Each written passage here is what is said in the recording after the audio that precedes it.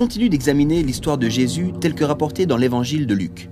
Ça débute avec l'arrivée d'un roi improbable, né dans de modestes conditions, dans un environnement de pauvreté. Ensuite, on a vu Jésus prendre la forme d'un enseignant, puis d'un prophète.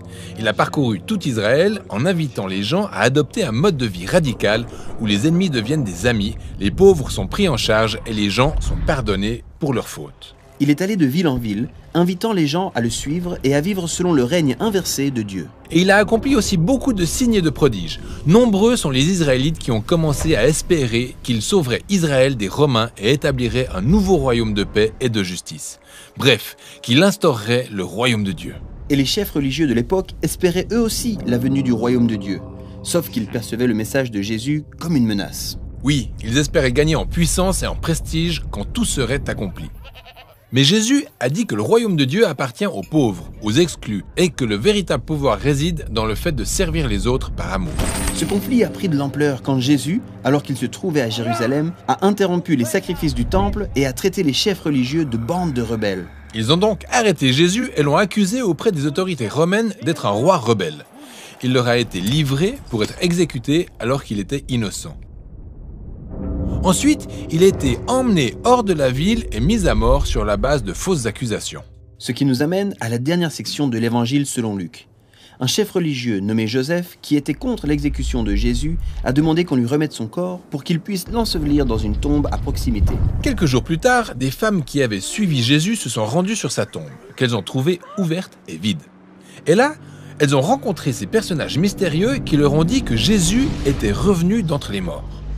Mais elles se sont enfuies car terrifiées.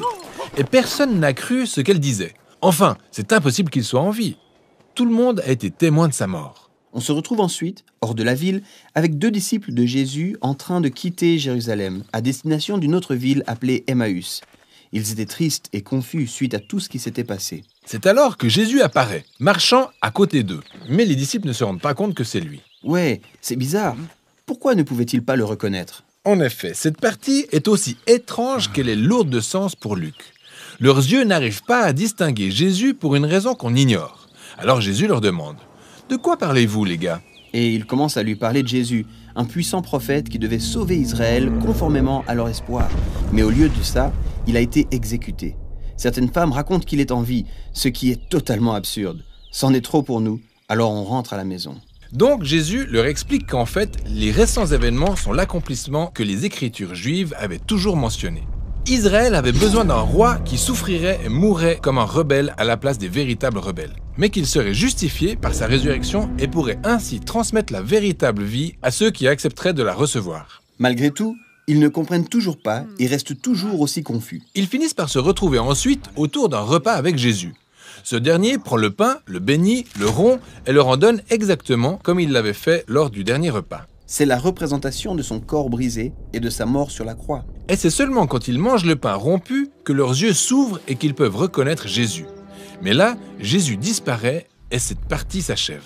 Cette histoire illustre combien il est difficile de voir Jésus tel qu'il est réellement. Ouais, c'est brillant. Comment imaginer que le pouvoir royal et l'amour de Dieu pouvaient être révélés à travers l'humiliante exécution de cet homme ?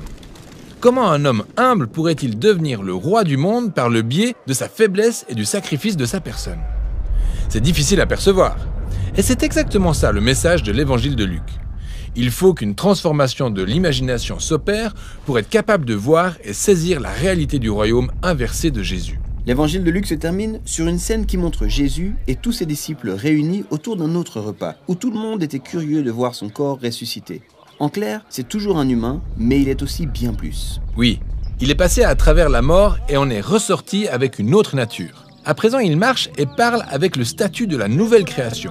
Ensuite, Jésus leur révèle qu'il va les investir de la même puissance divine qui l'a ressuscité, pour les rendre capables d'aller annoncer la bonne nouvelle du royaume de Dieu à d'autres. Après ça, Luc nous raconte que Jésus a été élevé au ciel.